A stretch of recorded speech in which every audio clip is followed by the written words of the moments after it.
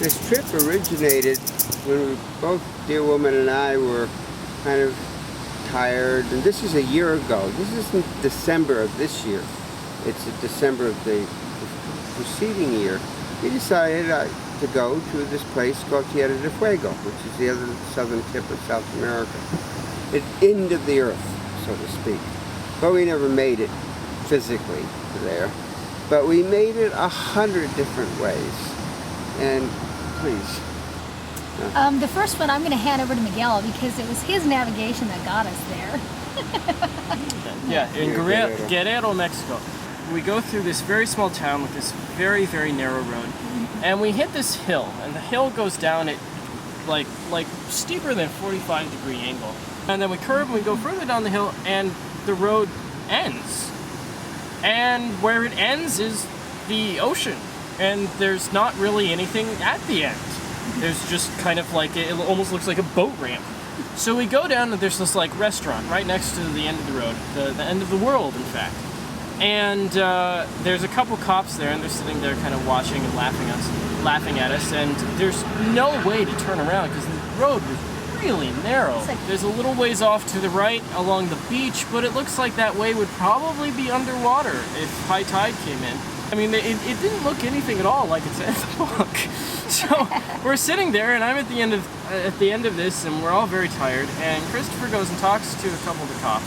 Spanish comes out, and apparently there's a restaurant just down the way where you can camp. And you know, it's interesting that they say just down the way because there's no way to go just down to. It turns out right on the other side of the restaurant there's this little road that is a 90-degree angle with no turning space into it that's maybe almost a lane wide.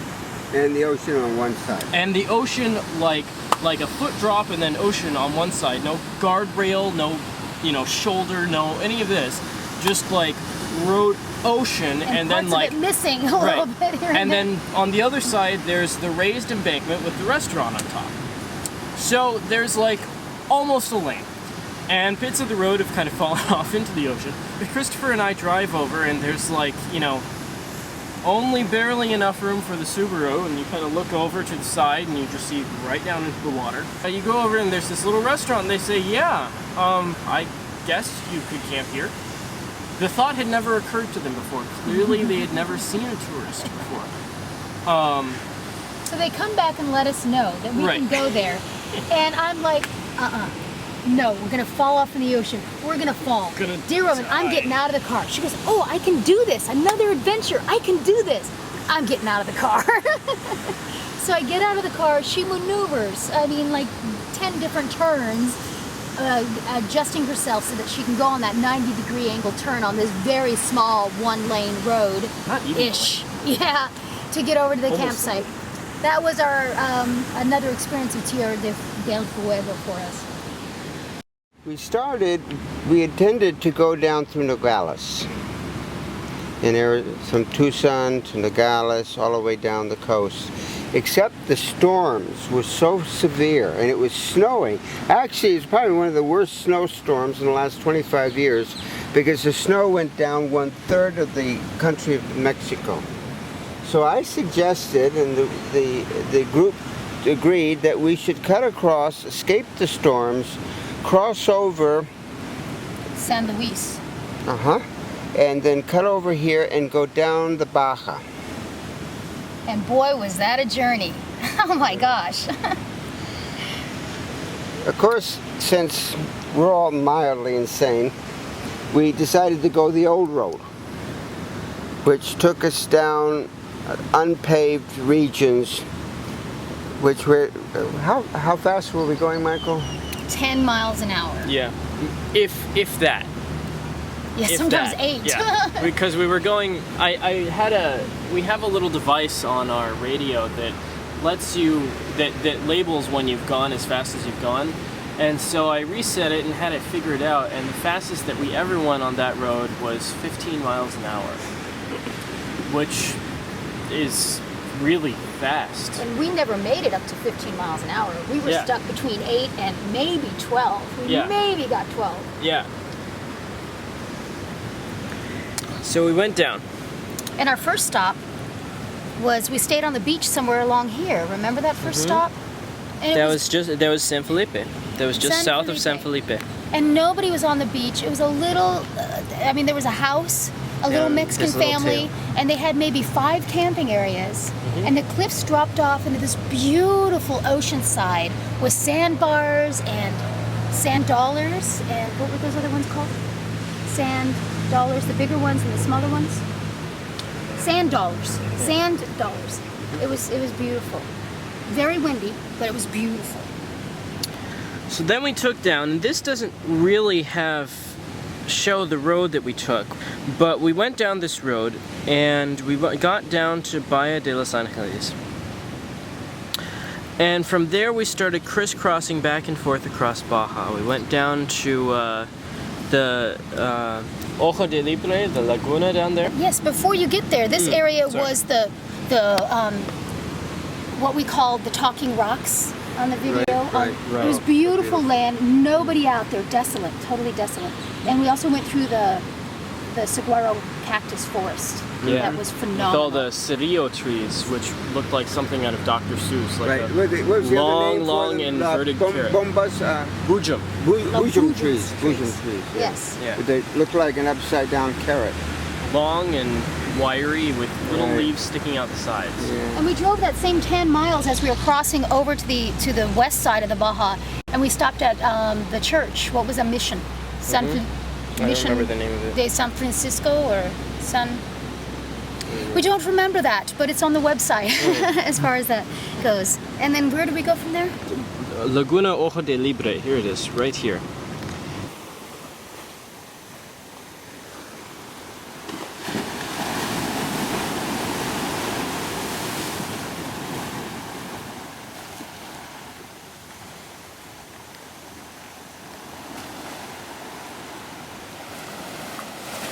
And from there we went down over through San Ignacio, which was a beautiful, beautiful little colonial town, which was filled with, it was right on a river, so there were many, many oases, many palm trees and things. And we went over to Santa Rosalia, which Christopher It's a cute little port town. Yeah. Right. Christopher had some- I did? What was that? That was where the church from That metal church. Oh, right.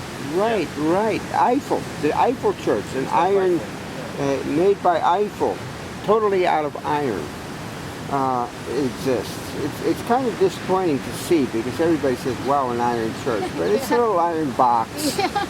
And it's stuck there in Santa Rosilio on the Baja, California. But the town itself had its own mysteries. Yeah. So from there we went south to the little town of Loreto. And Loreto we had a wonderful time in. It was another very small, very welcoming town where we stayed in a little campground inside the town limits. From there we more or less went all the way to La Paz. And from La Paz you can see the ferry route here is the small line of dots. We took a ferry across to the little town of Topolobampo. And we had choices. We could have taken the Mazatlan, however, Right. we had found out that one of the ferries had been stuck for 3 days out there and it broke down. So we're like, Yeah. no, we don't want to do that. So we took the ferry to Topolobampo instead. And that was kind of a hard night because from Topolobampo we got to Las Mochis where we had intended to camp. But Las Mochis is a terrible, terrible city and there were cops everywhere doing their best to stop any tourists who were going by. And we were some of them. Yeah, we were some of those tourists. So from there we more or less drove all night and got all the way down to Mazatlan. And this whole area here is very industrial and very unfortunate from a certain point And of we view. couldn't find any campgrounds at all. It was unlike the Baja. So we saw this little sign that said playa. So we're thinking, oh, the beach, we can camp on the beach. So we turned off and we found ourselves going on these dark roads with no lights at all. Couldn't see where we were going. We ended up going to this very wealthy area and parking across the street of these very expensive condos. It was by the ocean and sleeping for there like for 2 an or hour. 3 hours, yeah. And then they were kind enough not to call the police on us, but we had realized that we need to vamonos, so we packed our bags and drove further. Yes, that morning, and that's when we went to Tekapan. Oh, that's right. Yeah, we drove all the way to Tekapan, and we stayed several days in Tekapan. We stayed 5 or 6. I got very ill there, which of course extended the stay. But there's a beautiful, very small town there, where you can just walk around and hang out with the people. They were very friendly. I had a couple wonderful nights walking around. It was a sweet Mexicana town. Yeah. And the beach, beautiful you beach. can walk forever Beautiful on the beach. Yeah. At least 2 miles. Where did we go from there? Tekapan, we went to, there's Tuxpan, Puerto Vallarta. We drove all the way down, stayed in a couple campsites along here, found some sweet little ones along the beach. Here it is, Puerto Escondido. And that's considered a big surfer town. And we were staying on a place called Zicatela Beach, which is known to all of the surfers around the world as Mex Pipe, because all of the waves form these perfect pipes that you can surf all the way down the side of the beach on. And Zicatela Beach is a little touristy, but very beautiful nonetheless, and a great surf place. And we stayed in a beautiful little hotel that had a wonderful pool, and... Is that where I learned how to ride the waves, or was it before that? My first experience in riding the waves. That was the it's in Puerto Angel. Down here, yeah. Yeah. I learned to ride the awesome waves. The water was finally warm enough for you. Yes. Right. Yes. And they were high waves. Oh yeah, oh yeah. So from there, we made it through Santa Elena Cruz, which is another big port town we didn't want to stay in. Right. So we pushed, I think, we pushed all the way to San Cristobal. Yeah. Is that the day? San Cristobal de las Casas. Which right is there. absolutely marvelous. Wasn't it sweet? Beautiful. One of the beautiful highlights. City. Very colonial, with a lot of Indian influences, as you see all over Chiapas. But there's an enormous Indian mercado there, and it was kind of a tense city because we think they were getting ready for a little bit of political insurrection, as they've been doing for the last 500 years. But everywhere you walk, the doors, I mean, they're every port going into their restaurants or their homes or their habitations are absolutely beautiful. They're like works of art. Right.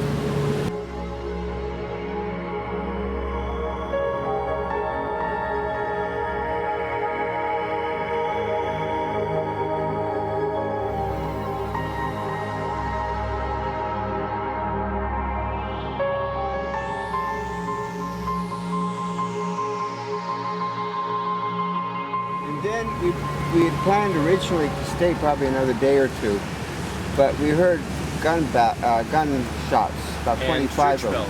What? And church bells, right, ringing at a very unusual hour. So we thought it was time for us to depart. And at that point, we Went up to Palenque. went to Palenque. It's the red name, Yeah. which is an archaeological site. Of great Mayan? significance. Yeah, Yeah. Mayan, beautiful, beautiful city. Absolutely perfect.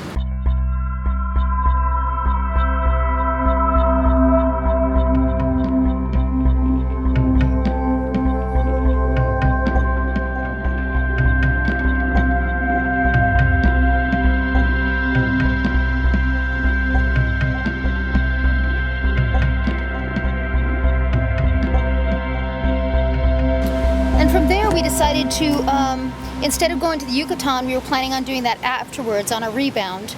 We decided to go down to this new road that Christopher knew about that didn't exist 15 years ago, to some other archaeological sites, and one of them was Bonapec. So we stopped and camped there with this beautiful river, and it was part of the Agua Azul. This whole area has this beautiful fluorescent kind of turquoise aquamarine water that is I don't know if it's Comes from with the minerals or calcium ions in the water. Yeah. what. It was gorgeous. Calcium salts. Gorgeous. Everywhere you Beautiful. see this beautiful water. And then we go into unknown territory that Right. that none of us had ever explored before. There we entered into the great highway known as the Pan American, the Interamericana, Into Guatemala. which is Central America 1, labeled here CA1, into Guatemala. And it was a cute little mountain town, a mountain port or a mountain border town which took us 30 minutes to get across the border. So we thought that, oh, this is sweet, this is great. It was cute, cobblestone streets, Best beautiful border things everywhere. You know, all the little shopping. It was adorable, and we hightailed it through the mountains to. Right in here, we crossed over a pass that's 10,000 feet. We had to Pea stop. soup. They were fixing the road, building the road, yeah. actually. And there was a fog there that was so thick you literally could not see the car ahead of you. You could see the lights barely, and everything else. I mean, your hand, if you stuck it out the window, just kind of stuck it out a little ways away, was starting to go a little obscured. It was amazing. And we dropped off a CA1, the Pan American Highway, and dropped on to Lago de Atilan and stayed Atilan, and stayed at Panajachel, which was cute. It was another adorable town like San Cristobal, but it was in Guatemala. Yeah. And best food Oh. almost on the trip. I mean, it was absolutely amazing. Really good chocolate, really good cooking, really Great good beer. everything. Great beer. Mozza. Mozza, Guatemalan mozza. We stayed there one day and then went on the east coast or the east side of the lake and down and met CA2. I think we stayed another day in Yeah, Guatemala. I think we did, and I can't remember. I don't, oh yeah, right. Because down here was where the boats were. Oh, right. The ferries. Yeah. The Monte invisible Rico. ferry. Yeah. We read in the book that Monte Rico Monte Rico. was a beautiful little beach. So we took an shoot, which was 20 kilometers, which took us about 30 minutes, 40 minutes, because it was a very bumpy road. It was like washboard again, similar to Baja, not nearly as severe. And we got there and hit the end of the earth. Yeah, we hit the end of the earth. We got there and the road kind of stopped, and the parts of it meandered through the town again. But the main point was there were these collections of rickety planks which had been stapled together loosely and had an outboard motor put on one end and were called ferries. And they're theoretically a car drives onto them, and then they take the boat for about 20 or 30 minutes out into the lagoons, these really like mangrove swamps. And theoretically at the other end is this wonderful village called Monte Rico with a beautiful beach. However, it became clearly apparent to us that this was perhaps not the best choice, because there's, they really were stapled together, like little nails put through.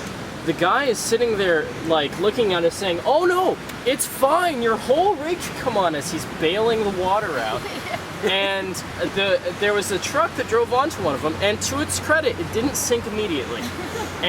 But however, the boat was sitting about this far, like the top of the gunnel of the boat was sitting about this far from the top of the water, and we decided that maybe this was a little too adventurous. Actually, we outvoted Dear Woman because she was all ready for this, this adventure. She's like, "Sounds good to me." She was all over it. Christopher, Miguel, and I are looking at each other saying, "I don't think so." Well, and the other option is, they're taking you, God only knows where, out into the swamp. Yeah. So really, they could have taken us anywhere and done anything they liked with us out in the swamp where no one would ever find us ever again. Okay, so we stayed one more night in Guatemala, and before crossing the border into El Salvador. And El Salvador is right here, Yep. yeah. At La Achadora? That's where we crossed the border. Ciudad Pedro de Alvarado, I remember that. That was a little challenging. We had a lot of people run up to us and offer us help, and we didn't know what to do. We didn't really know where to go, and at that point, Miguel's Spanish hadn't really kicked in very much. And Christopher needed help with paperwork because of seeing very close was a little bit of a challenge. And of course, Dear Woman was still saying, "Donde está el Daniel?" So obviously we weren't able to really do much. So we decided to get a helper and pay somebody to watch our cars. It cost a little extra, but we got through safely, and that was good. We drove all the way on the beach, saw some beautiful restaurants right along here in La Libertad. I really wanted to stop, but we didn't. And we cruised out and we stayed at Usulatan. Right.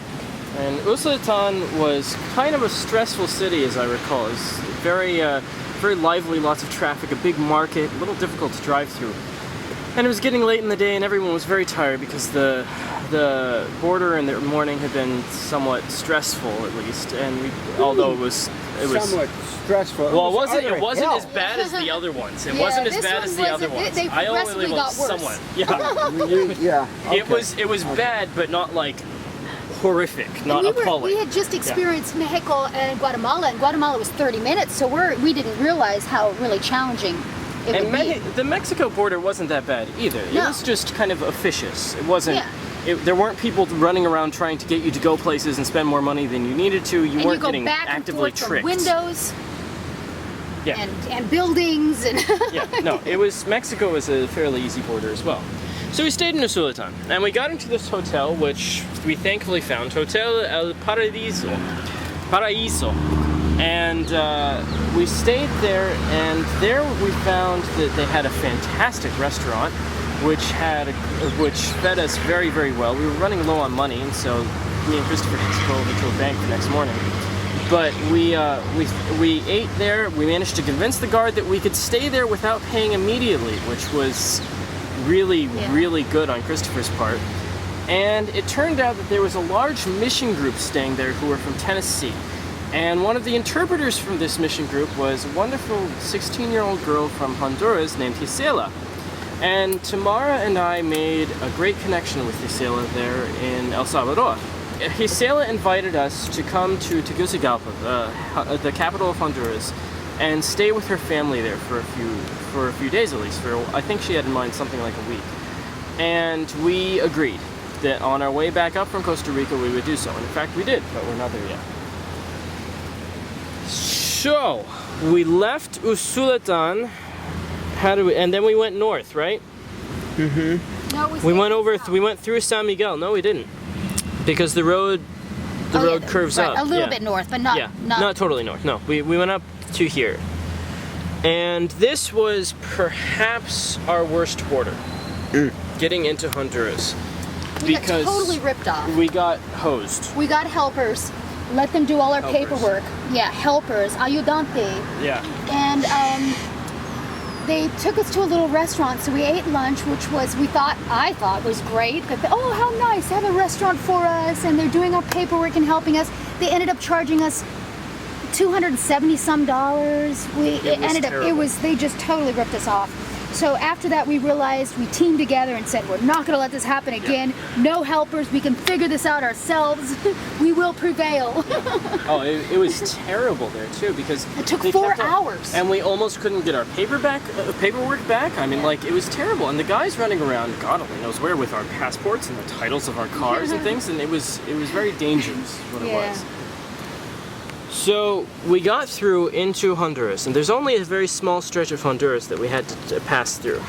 But with the amount of time that it took us to that border, like 4 or 5 hours, Yeah, it was 4.5, some pretty close. Yep. ridiculous amount of time. We had to go and stay in Honduras, and I think we stayed in Choluteca, is that right? Yep. Yeah. Choluteca. We stayed in Choluteca. So the next morning we got And up. here's the end of Honduras, so it's a very small area. Right. And here was El Salvador, and Honduras comes up. It's big. The northern part of Honduras is a lot bigger than the southern part. Right. So, Only a little bit of Pacific coast. So we went into Choluteca, and we were exhausted and crashed, and got up and of course went to the Nicaraguan border. And at the same time as we were doing all this, Hugo Chavez, the president of Venezuela, was coming up through all of these countries. and we didn't know this till we got to Costa Rica. Until we got to Costa Rica. Hugo Chavez was going through all of these countries raising anti-American sentiment because that's very good for him politically. Because Bush had been coming through, stopped in Guatemala with this insane kind of 5-year plan or something like this, a CITA plan, and created incredible antagonism and anti-Americanism. Right. Yeah. CAFTA, right. And so here we were smack in the middle of this. And then we were being stopped at every town by the police. And that was when we got into Nicaragua. We were stopped a couple times. One time in El Salvador, Right. and then maybe one time in Honduras. It could have been 2 times in El Salvador, I think it was twice in El but it Salvador, wasn't intense till we hit Nicaragua. So we get across the Nicaragua border, and the first stretch of road across the Nicaragua border was perhaps the worst set of road that we've ever driven, because not only was the road just as bad as it had been in Baja, But there were these awful, awful, starving, poverty-ridden kids, like you might see in ads for things in Africa, you know, for the price of a cup of coffee per day kind of thing.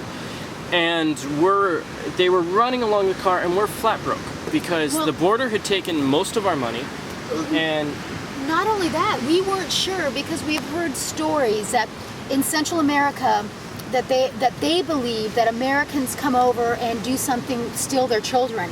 So we weren't sure really how much to stop and give, and you know, even if we did have $5 or 50 cents, we didn't know if that was appropriate. And if we can step back to the restaurant when we stayed in Honduras, the restaurant in Choluteca, we were sitting there eating, and there was the two little girls with very dark eyes looking at us. They could tell we were Americanos, and they were looking at us, and they kept asking us for something, asking us for help or money or food, and we didn't know what to do. We didn't know if that was the best choice.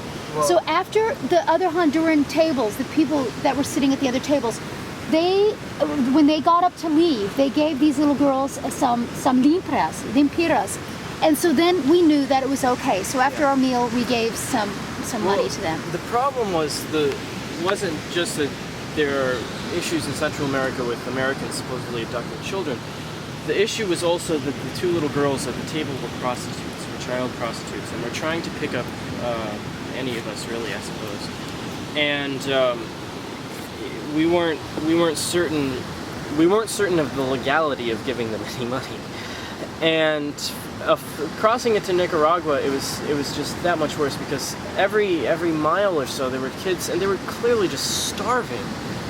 And they would run after our cars begging for, you know, just a Cordoba or two, which is, you know, like a nickel. But the Nicaraguan border was interesting. There were a lot of kids there. Remember all the kids there? And there was that little munchkin guy. Well, it was fascinating because, of course, at the borders, you know, we tip people for watching our car, and they're usually children. But at the end, when we were all finished with our paperwork, which took about 3.5 hours, and we went to tons of different buildings and back and forth, and it wasn't very organized. It was very difficult. All these kids are around our car, and they're looking at our stuff in our car, and so we give them a couple little things. Didn't want money to be the issue. Wanted to give them something of ourselves. And one little girl, I think it was her boy, was over on Dear Woman's side of the car and picked up her shaman rattle. And Dear Woman said, "No, this one I need to keep." And she just got the idea and the feeling that she needed to play it. So she started playing it and singing. And the two little boys that were on my side of the car had said, "Uno momento," and they dashed over to her side of the car, leaned over her window, and these kids were mesmerized. It was the most dynamic, beautiful experience I had had. Yeah. And they felt so fulfilled after that experience. When we left, we just felt so connected as people. Right. I remember that. I remember that so vividly. So then after the starving children running barefoot in Nicaragua by the side of our car. And we're just flinging whatever coins we can out the window of any currency that we had. And most of them weren't Nicaraguan money because we didn't have any at the time. Yeah. But we were just flinging whatever we could in the hopes that maybe they could use something with them. So we get in and we... Then 30 miles. Every 30 miles, more or less, we were stopped by the police. And usually they would say, "Oh, well, you were weaving the road, or you weren't wearing your seatbelts, or whatever." And you sit there and you're like, you know, "But seatbelts right here, what's the problem?" And they say, "No, but you weren't." And the point was they're looking for bribes.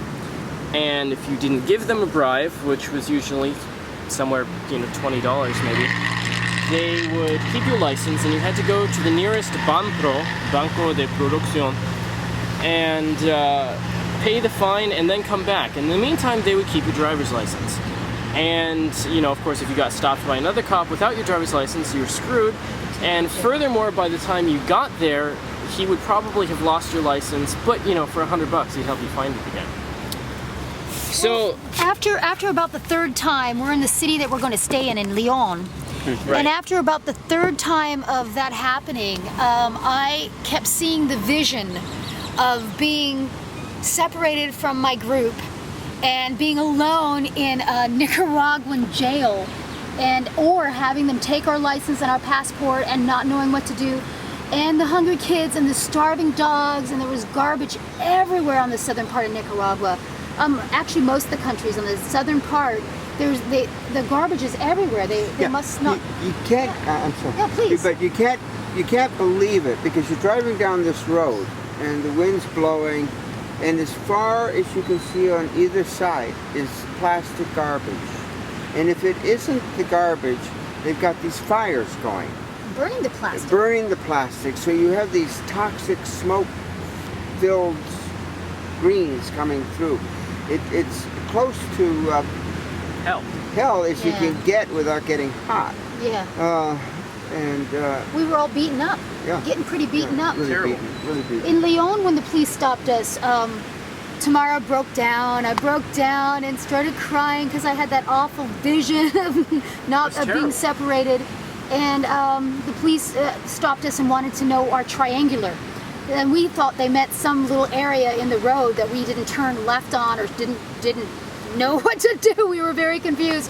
So we ended up having to pay them. We turned around because we had seen a motel prior to that and went and stayed in Lyon. That was an interesting stop by the police too, because the police, I think that last stop they didn't end up finding you and Jesse. They fined me and Christopher because we were supposedly speeding, and it was only one officer who was being the real Correct. dick about everything. He was the one who demanded it, and meanwhile Jesse was having a wonderful interaction with a younger police officer who was explained to her that he was very angry that the whole situation was going on. So I think there might be some hope for change in Nicaragua. It's not very pleasant right now. So we stayed in Lyon. And in Lyon, I'm still broken apart. I've crashed. I'm crying in Lyon, right down here, Nicaragua, across the border there. It's before Managua, the capital.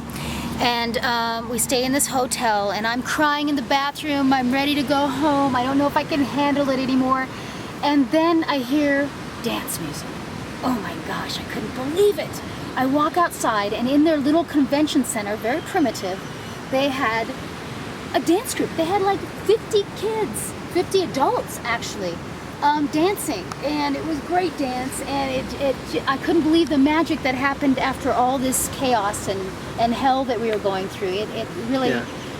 really. It was a moment of heaven for Tamara because she got a chance to be there watching the group and communicating with the group. And I went out every 15 minutes to make sure she's okay, but this is really sketchy territory. Yeah. But it was, after such grief that she had this one moment of seeing what is her profession, It was pretty cool. There's one thing I would like to interject, and that is from here in Mexico. Palenque's up here. Palenque's up here. Oh no, that's No, it's Tikal. Tikal, yeah. That's Palenque's over here. There we go. From here all the way down to here, all the way through here, we did not see an Anglo car. None. No. None. There was no tourists on this road whatsoever. Or even European cars. Or European, nothing, nothing. Nobody. There was nobody who was... Driving. That Yeah. was. They were all It was- busing and backpacking. Right. Right. And there were lots of backpackers, and apparently they had very good experiences, even in Nicaragua, as we found out later. However, they all through Mexico staying down, all of the campsites that we were at were filled with snowbirds. They would come down, Canadians. Canadians and Yeah. Americans, and even people from Europe, who would come down, brought vehicles of one kind or another, usually RVs, and were camping throughout the winter because it's pretty cheap to live and it's real nice and warm, and might as well do it. So as we were going down, as soon as we crossed the Guatemala border, even before that, and Palenque had some RVs, but south of Palenque, there was Nada. nothing. We didn't see anyone who was white who wasn't backpacking. And we only saw the backpackers at the border. Really? Yeah. Right. We didn't Well, see until them we got to anywhere Costa Rica. else. Yep. Yeah. And they flew in. And they flew. They flew in. Nobody drove in. No, No. not a car, not a soul. So- We were alone in the universe. I mean, Yeah. If you can get that. You can get that, right. And For the hundreds world. and hundreds of miles. So, at Lyon, We didn't have enough money, we didn't have enough money. so we went to the only place to exchange money was in the Right. bank in the capital of Right. Nicaragua, Yeah. Managua. This bears explaining. Yeah. We had traveler's checks. Lots. Believe it or not, Yeah. lots of them. You cannot cash traveler's checks In Nicaragua. in Nicaragua or anywhere Or in, El Salvador, in Central America. They're useless. and the only place in Central America that we could turn in our traveler's checks was in Managua. The American Express office, no less. Even the American Express office wouldn't do it. Remember? Right. They took us to we had to go to a bank, specific bank that would handle it, and we hired a cab, right, Menor. to drive us, into all these places through the city of Managua. Because it was a crazy city. You couldn't figure anything out. There's no street signs. There's nothing. So we followed this cab. And of course, cops everywhere. Pulling over right. anyone they can. Yeah. So we hired this cab. This wonderful man named Mayor. And he led us through, and he seemed to know the way around so that he could mostly get around the police. And even when he couldn't completely get around the police, the cops were a little reluctant to stop and ask for a bribe if there were 3 cars caravanning. So as soon as they pulled over one car, all 3 cars would stop, and they couldn't really do much at that point. We got stopped by the police one more time, and that was where we finally figured out what they were asking for. It's a little triangular about this big, which you're supposed to set out in front and back of your car if you're having car problems. Or tire problems, Or tire especially problems, because the roads are so bad. Well, there's no shoulders on most of these roads, so you have to just stop in the middle of the road and put out the triangulars and hope nobody hits you. And so we ended up having to give one more $10 bribe so they wouldn't arrest us for not having triangulars. But you didn't explain that. Because Major, we figured out the idea that we could pay him to get us to the next frontier. Right. In Costa Rica, so we thought that was a good idea. Yeah. And as a result, we were stopped by 1 police, right, rather than before in Nicaragua we were stopped by 6 to 7 before that. It cost us perhaps $70 to hire Mayor to take us all the way to Costa Rica from Managua. Whereas before that, the day before, how much? $110, $140 in bribes. And it was much safer with Mayor, of course. So we got across the Nicaraguan border into Costa Rica. Okay, now I gotta flip the map. Right. Managua's up there, we drove all the way. We drove all the way down from Managua, all the way down to the border of Costa Rica here at Peñas Blancas.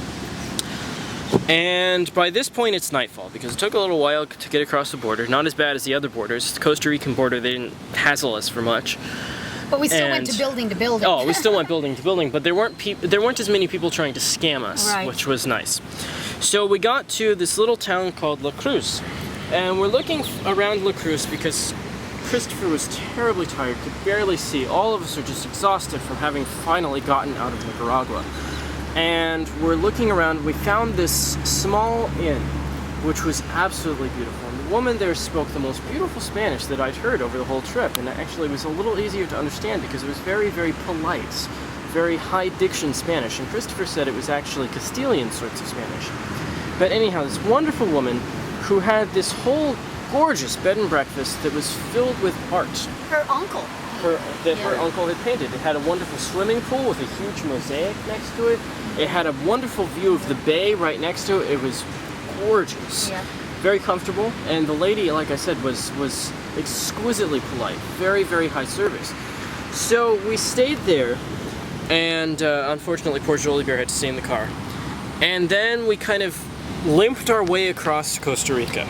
Yeah, our maps, between the 3 maps that we had, they all said something different. So we really could never tell really what road was really a good road or a kind of a road. Right. So we went off of La Cruz, we went to the northern route instead of the south route, instead of the Pan Am, all the way through Costa Rica, ended up staying somewhere around here. It was a small town that's not marked on the maps. Yeah. In a nice little, there were no camping that we could find. It was kind of like we had to rent a room, which was okay, and had a big patio. It was really sweet. Drove the next day all the way through here, up this northern route, then got back on the Pan Am, correct? Mm-hmm. Yeah. And drove to Port Limon, and down, and finally Puerto Viejo. Which is a couple miles from Panama. So, at that point, Jesse and Tamara stayed in Puerto Viejo for a while. Christopher and I rested for a couple days, and then Christopher and I took a bus all the way over here to San Jose. And in San Jose, we met our family who were flying in. Most of the places we stayed at were very expensive resorts. And whole different feel from the whole trip. Very, very different feel from the rest of the trip. Actually, very depressing. Yes. Because, see, when we were living as we were with the people. And all of a sudden you get in these resorts, and the people who go in the resorts expect all sorts of Service. and the people who are doing the service are very resentful. And if you have any sensitivity at all, balance is not existent. So we didn't have any fun. It was really awful. Dear woman and I stayed at Joy's Place, her new resort that she's building in Puerto Viejo, right next to Panama.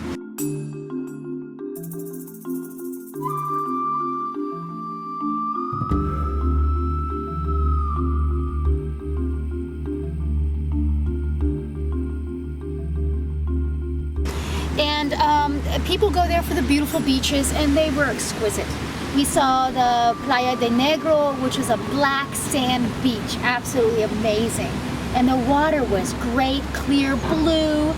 And the whole shoreline down to Panama, we saw several different beaches. We went to Playa Chiquita, which was sweet water that just rolled over you. Really, really nice. After Miguel and Christopher got back, we took them to Playa Chiquita. And on the way into the playa, we're walking down off the road. We park our car and walk to the playa. And we look up because we hear these howling monkeys. And we saw 24 howling monkeys in the tree. Right. And it was amazing. A whole family, or several families. It was beautiful, beautiful. So after about 14 days in Puerto Viejo, we decided to carry on our journey. We decided to take the southern route, the Pan Am, all the way through. I think we stayed near, somewhere around here, between Esparza and Punta Arenas, because it was right in this little stretch of the CA1 right there. Because it was very close to the turnoff north, if you remember. And that was when we got out of the traffic. Then we took the rest of the highway up and stayed back into La Cruz. Where did we stay? At a different hotel?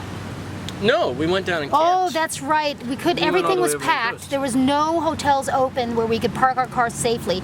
So we decided to go to the coast. So we drove off there and we got a camp so Jolie Bear could run free instead of stay in the car at night. So that was really helpful. And from there, we crossed the border in the morning and went through Nicaragua. This time, we were driving this whole time during Santos Semanos. Right, Holy Week. The Holy Week. So, it happens that the police are waving at us all the way through Nicaragua. And we were totally nonplussed. We were amazed after being stopped 7-8 times in Nicaragua every 30 miles and having to pay. This time we were able to drive through and wave at the policia instead of having to pay money. So now I've got to flip the map. Now this time we decided to stay on the CA1. We had so much trouble before, and we're hoping that the Holy Week helps us out. So we go on CA1 north on Nicaragua. But we're going, intentions to go here. To Tegucigalpa, right, where Gisela and her family lived. We wanted to go see them. Let me just clarify that we had made a conscious choice. We were debating in Puerto Viejo, Costa Rica, we were debating on whether to sell our cars, not drive back because we had so much trouble, and or get them on a ferry or a ship somewhere and maybe even take it to Miami because the Bush situation was so dangerous. So we researched a lot of things, and we found out that the ferries do go, but they don't take. You can't stay with your vehicle, so we'd be separated from our vehicle, and they don't take people. They just take cargo boxes. Cargo boxes. And they may arrive. Just container ships, and the container might arrive in wherever you're going, and nothing be in the container, and of course you're just paying for the container to get there, not whatever's in it. So it ended up not being the best set of options, so we had to drive. So we're driving through northern Nicaragua. Right north of where we're driving, there are literally old mines, old landmines there from when a war was fought in the northern part of Nicaragua. The Civil War. The Civil War. Yeah. So we're we're like 10 miles from these landmines that cover all of Nicaragua. And as you can see on this map, there's no roads up here. No. There's, a couple roads. This whole area is just water and a couple little towns and jungle. Yep. So we get through. We stay Esteli, in Esteli, which is right here. Yeah. which it was a nicer experience than what we had experienced before. We crossed the border in the morning. We know now what to do at the borders. Right. Well, the interesting thing about that part of Nicaragua was the southern part of Nicaragua was awful. It looked like they had just raped the land. Most of the fields there, it looked like they had cut the jungle and then grown maybe a couple generations of grass on it, and then it died. And so it was dry and dusty and dead, and there was trash everywhere. It was awful. Going up through northern Nicaragua, it was much nicer. There was agriculture and stuff. There were even some areas that looked like they might still be sort of wild with the pines. We were getting into the mountains. Tegucigalpa is high in the mountains. So, but it was much prettier, and there wasn't as much garbage. There was very little, in fact. Yeah. So northern Nicaragua was a much better experience than we had with. Well, it wouldn't take much to be a better experience with southern Nicaragua, but it managed to find it. Yeah. So then we cross the border and we get into Tegucigalpa in Honduras, the capital of Honduras. The drive there was gorgeous. It was a very beautiful drive. Yeah. And we meet Gisela's family and stay a night and a day and a night. Had a fantastic experience with her family.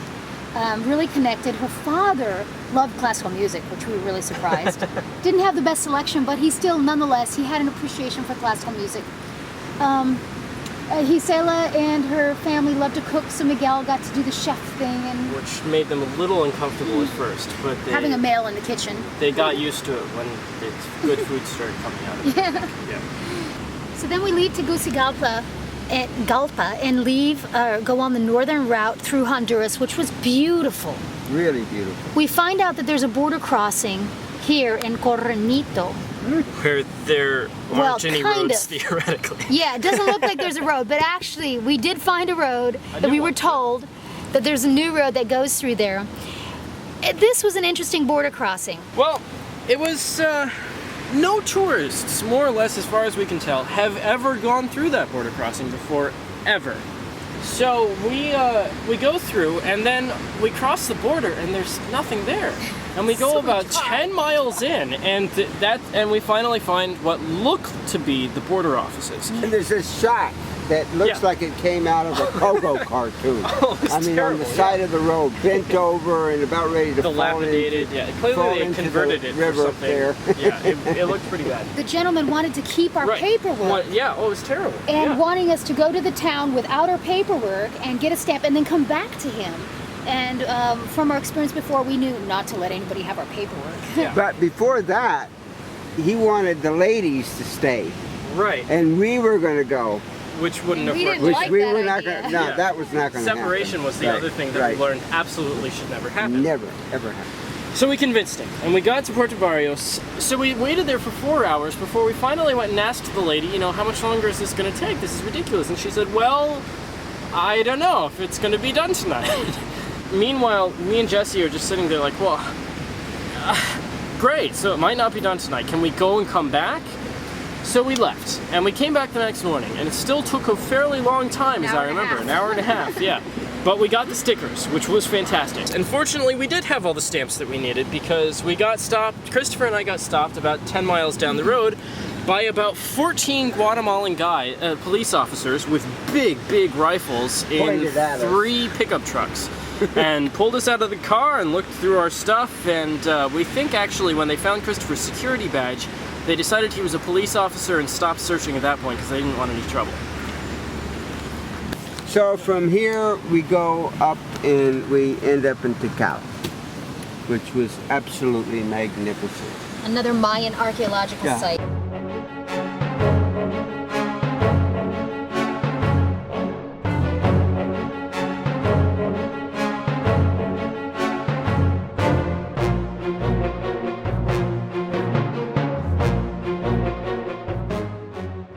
What's so amazing is that was my birthday, so I climbed the highest and tallest archaeological site in Central America. Pyramids, yeah. Pyramid in all of Central America. The next day when we want to leave, we're contemplating if we can go a quicker route into Mexico over to Bonaparte. We hear that there's a border crossing. However, the border crossing only does ferries with vehicles and don't include the people as well. So we end up looking at an option to come down and take a northern route because we heard there's a road that goes through here. On this map, you don't see a road. There's no road there. But we heard there was. We found out that the road is very difficult, very primitive, so it ended up taking us 3 to 4 days to go that route. So we decided to go this route down. Which looks good. Which on another map that we bought, which is, it looks like a real road. Ah. Very nice highway. However, we end up driving at night, some 9,000 feet in the air, in the air elevation, on this mountain. It's totally dark. There's no lamppost, of course, because it's a dirt road. Half the road is there, half the road is missing. We're on 4,000 or 5,000 feet cliffs going down. And at one time I stopped and I could feel the hot air of 2,000 feet pushing up on the side of the road. The road was basically not much bigger than what we were talking about. Huge trucks coming and going. Beautiful Guatemalan little towns with, traditional attire and yeah, it was beautiful. But rather dangerous in hindsight, given that that's the kind of place where in times past, and I think times present as well, tourists who are on these roads tend to just kind of not end up at their destinations. No one knows where they went. And at night, of course, we're talking about when another car or truck, as it was, comes the opposite direction, you don't have 2 lanes. So somebody has to back up. And at one point, we experienced this, and we weren't going to back up with a trailer and another car because we didn't know the road. You could fall off the cliff. So the truck meanders slowly on this cliff in the middle of the night, backing up so that we could pass. It was just amazing. And then this driver leans out the window, rolls down his window, looks out at us, and he says to me in English, "Don't worry." That was awesome. Yeah. So finally we hit a little town and we find a hotel and stay the night. We go, we walk around to find some kind of horse meat for dinner. Yes, we tried to find a place to eat. in Uspantan. And we had this wonderful, we thought was a wonderful meal. We get this meat and we're all looking at it. It looks a little different. We start to eat it and Christopher peers over at Michael and says, "This isn't beef." And we find out later, we thought at first maybe it was dog, but we realized it was probably horse meat. So I had my first experience eating horse meat. Yeah. That was a 100-year-old horse. So from there, we make our way on this road, drop down. Oh, I think the road goes through here. We get back on the Pan Am. Here's Huehuetenango. We stayed like just right here, Huehue. right as soon as we had gotten onto the Pan Am. Right, Huehuetenango's nickname is was a crazy. We read in the book that it's an adorable little town, 40,000. This was like Chinatown. The streets were so narrow, no good markings. We couldn't tell where we were going. It was really hard, as like other towns. So we stayed the night there and then book it to the border to Mexico. Right. Make our way around. We find a hotel here, decided that it's not safe. Right. There was nobody in the hotel, and we realized that they were probably going to rob us. Right. Now it's interesting because we were a little ways down the road. When we had first come here, we couldn't find any place to stay before either. And so there's this museum that's there that is like this old Spanish villa of what a lord had, That was I in the guess time back in the before, day. Yeah, way back. way before the revolution. And it's now a museum of what it was like. And it's a very, very expensive place to stay if you want to stay there as a hotel. But Christopher managed to finagle us into being able to camp there as long as we had what ended up being an $150 dinner. That was not this good. round. No, that was the time on the before. way into Guatemala. Right. So we knew that we didn't want to there. stay there because it was a very expensive meal, even though we got a camp at the Museo. It was beautiful. So we stopped, we found a motel, we decided that wasn't a wise choice. Really bad. So we kept driving to Mexico Drove all the on way this around. road that you don't see but does exist. I would like to interject. We had a choice. We could have gone up to San Cristobal de las Casas, but when here in Guatemala, when we did get lost for a moment. We got lost over the highest mountain in Guatemala because and our maps did not match. Right, maps didn't match, and dear woman's brakes went out, And so we had to spend an hour on the side of the road letting the brakes cool down. But we decided henceforth we would not go through the high mountains. So we went around this way and ended up here. in Palenque. Palenque. Right. But we stopped at Bonapec where we stayed before at a campground, and then made our way to Palenque and took a rest there. Right. Right. So here we are, In and Palenque. another map that Yeah. shows us Palenque right here. Right. So the next day we go to Villahermosa, and in Villahermosa there's a site which has been transferred over because the original, there's an archaeological site that Pemex wanted to dig in. And so they took all of the artifacts in the archaeological site and moved it to this park in the middle of Villahermosa, which is like a zoo and a park and really beautiful, called La Venta, which means the sail. And we kind of got to wander around there and see the beautiful, beautiful Olmec artifacts, which are Artistic really, sculptures. yeah, artistic sculptures of an incredibly high sophistication, like very, very avant-garde. So then we drove, and from Villahermosa we drove up up this road, which was very, very fast, although with very expensive tolls.